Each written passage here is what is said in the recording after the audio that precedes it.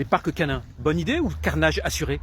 Qui ici a déjà testé un parc canin en pensant « Génial, mon chien va se défouler ». Sur le papier, c'est vrai, ça a l'air parfait. Un espace sécurisé où on peut lâcher son chien sans risquer qu'il traverse la route pour dire bonjour à une trottinette. Sauf que dans la réalité, c'est pas toujours l'éclate annoncée. Oh Réo, il est pas beau ce parc à chiens?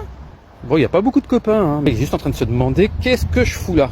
Déjà, parlons taille. En général, un parc canin en ville, c'est quoi? C'est un petit carré de terre battue, quelques brins d'herbe en lutte pour leur survie et un banc pour les humains.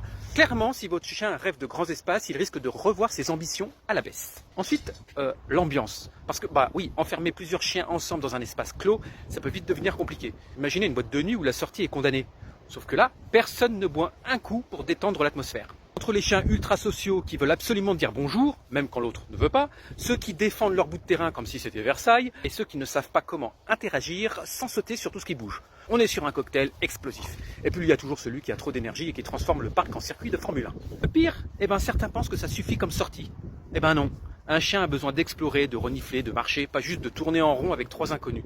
Parce que dans la vraie vie, on n'impose pas un rendez-vous forcé à des inconnus en espérant qu'ils deviennent potes en 10 minutes. Alors les parcs canins, en dépannage quand vraiment on n'a pas le choix, mais jamais en remplacement d'une vraie balade.